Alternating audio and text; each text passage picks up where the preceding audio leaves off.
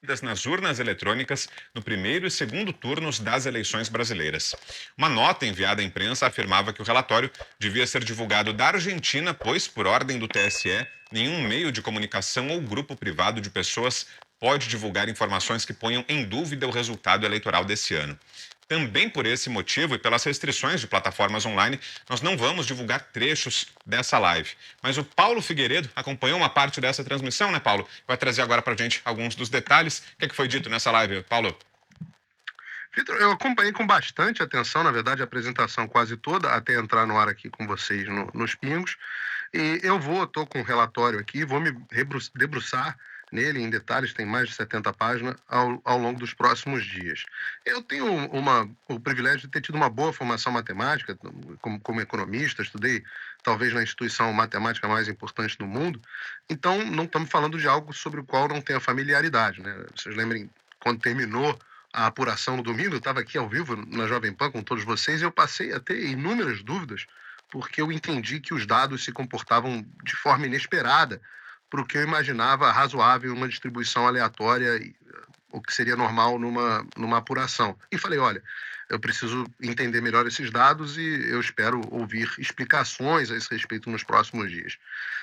As explicações não vieram e começaram a surgir muitos outros pontos dignos de atenção na internet. Eu, de forma alguma, que vou descumprir a determinação do TSE e as políticas do YouTube, questionando as nossas urnas e o nosso sistema eleitoral. Não é isso que não se trata disso aqui. Então, vocês me permitam ter um comedimento que é cabível, né, no estado totalitário aqui que nós vivemos, mas eu acho que tem certas coisas aqui que eu posso reportar a vocês. O ponto principal que me trouxe bastante surpresa nessa apresentação foi ver que, segundo as pessoas que apresentaram esses dados, é importante dizer que eu não sei quem são essas pessoas e eu sequer sei se os dados que eles estão apresentando são verdadeiros e corretos, mas eles explicaram que o Brasil tem dois tipos de urna. Uma antiga, que não foi auditada, e uma nova, que foi auditada. Até aí não tem nenhuma surpresa. Isso já tinha sido objeto de discussão das Forças Armadas com o TSE. O TSE já tinha pedido um teste público de segurança a essas urnas que não tinham sido auditadas e o TSE havia negado essa sugestão. Mas o que nós não sabíamos e que esse grupo levantou, e de novo, estou repetindo as informações que eles apresentaram, foi que o Lula teve um resultado muito superior, 10, 12 pontos superior, nas urnas que não foram auditadas. As urnas antigas que o Brasil já fez as outras eleições. Nestas urnas antigas, o resultado do Lula foi muito superior. Isso nas mesmas cidades, nas mesmas localidades, até em municípios pequenos, onde não haveria razão, pelo menos não consigo encontrar razão matemática, para que houvesse essa disparidade, né?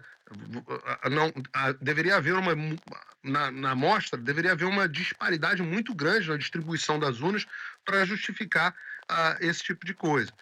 Ora, isso é um dado apresentado. Nós precisamos agora, a partir de agora, precisamos ver se esses dados são verdadeiros, e esse grupo que fez a auditoria divulgou o relatório e diz que utilizou dados públicos do TSE que podem ser confirmados por qualquer um ou negados e desmentidos por qualquer um, o que também seria igualmente importante.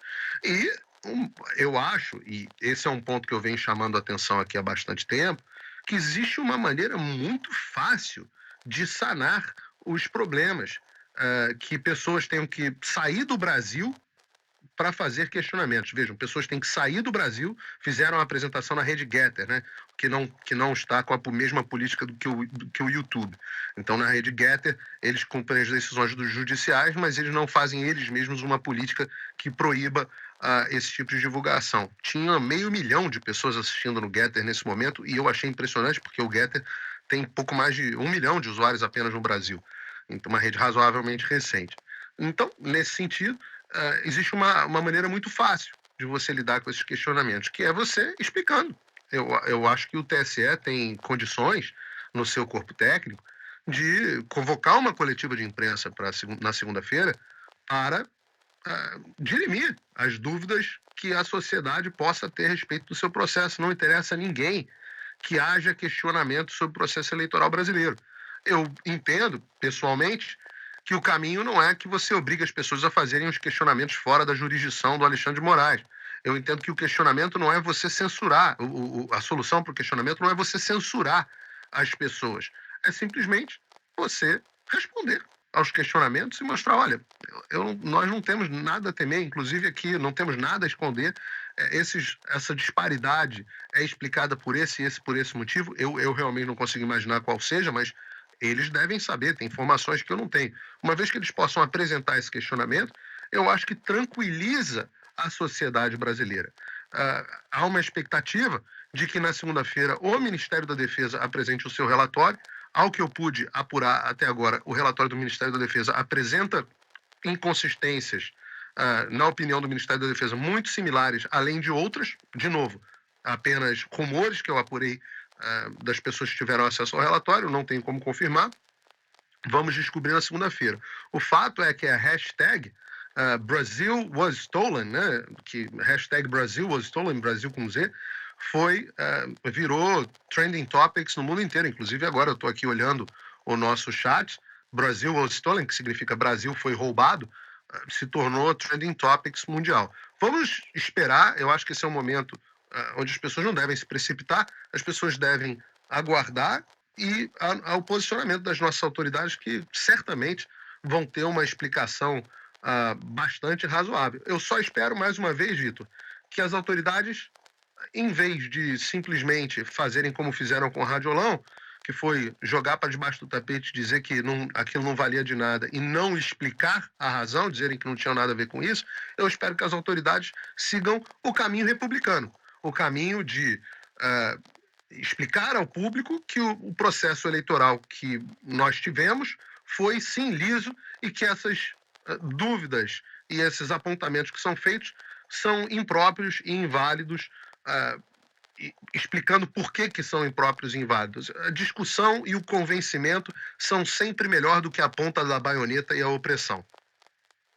Passo para você, Ana, mas antes eu sublinho, reitero essa ressalva que fez agora o Paulo. É um tema que é objeto de uma forte restrição, de um cerco do Tribunal Superior Eleitoral, do próprio YouTube, que é por onde a gente está transmitindo o programa, e é por isso que a gente se cerca de todos esses cuidados na abordagem desse tema. Mas está contigo então, Ana, seu comentário. Eu vou fazer um comentário rápido, Vitor. Acho que o Paulo já fez todo, né, o en passant que foi essa live. Eu não pude assistir tudo, mas até onde eu assisti, Vitor, muito do que foi mostrado ali são dados públicos, que você pode, inclusive, baixar diretamente do site do TSE. Curiosamente, eu entrei agora no site do TSE, onde você encontra os dados abertos, né, e os boletins de urna, e o site está fora do ar. Mandei uma mensagem para uma pessoa no Brasil, veja se aí também está fora do ar. Também está fora do ar. Deve ser algum problema técnico que eles devem estar atualizando, enfim. Agora, a questão aqui é que o establishment, o consórcio, né, o conglomerado judiciário, STF barra TSE, imprensa, partidos de oposição, eles sufocaram o debate público nos últimos 2 anos no Brasil. Não podemos falar de vacinas, não podemos questionar, porque todo mundo tinha dúvida. As vacinas, por exemplo, elas foram ditas aí que quem tomasse a vacina não se contaminaria e não transmitiria o vírus. Hoje nós sabemos que não é isso, e o próprio Anthony Fauci aqui nos Estados Unidos admite. A própria Rochelle Walensky, que é a diretora do CDC, admite realmente quem toma a vacina pode transmitir e pode ser contaminado. E isso foi cerceado. Não podemos falar das fraudes, das possíveis fraudes, com grandes evidências e diferentes evidências em vários estados da eleição presidencial aqui nos Estados Unidos. Isso num contexto global. Mas no Brasil nós tivemos também a caneta do judiciário. Vocês não podem falar sobre urnas. Houve interferência do judiciário no próprio debate correto das nossas casas legislativas sobre um processo maior em relação à lisura, uma melhora do nosso processo eleitoral. Isso também foi sufocado. Agora, os resultados das eleições também estão sendo sufocados, né? O debate em si. O questionamento e o perigo é esse, Vitor, é a censura. Nós não podemos sequer falar durante a campanha presidencial de fatos que aconteceram, que estão aí recheando páginas e páginas da história do mundo. A própria relação do Partido dos Trabalhadores com ditadores da América Latina, com ditadores da África, isso não é nenhum segredo de justiça. Tudo está documentado, isso foi cerceado. Houve uma censura prévia em cima de um documentário que sequer foi lançado. Não podemos adjetivar o que estava na boca do povo, o que sabemos que de fato acontece. Ouvimos do senhor ministro Alexandre de Moraes nenhum voto que, apesar das premissas verdadeiras, eles iam ter que censurar para que o povo não concluísse conclusões falsas, ou seja, conclusões que eles não queriam que fossem tiradas. Então, Vitor, a verdade, como o Paulo disse, vamos esperar as autoridades se manifestarem em relação a essa auditoria, se nós vamos ter alguma auditoria do Ministério da Defesa, algum documento do Ministério da Defesa, mas o fato é que essa eleição ela não foi limpa. E não estou falando de domingo, estou falando de todo um período onde um candidato foi ressuscitado artificialmente por medidas ativistas e militantes de ministros, não juízes, de ministros da corte que deveria salvaguardar a nossa Constituição e fazer do Brasil um império das leis. E hoje o que nós temos diante desse resultado de Lula como presidente foi a coroação da impunidade.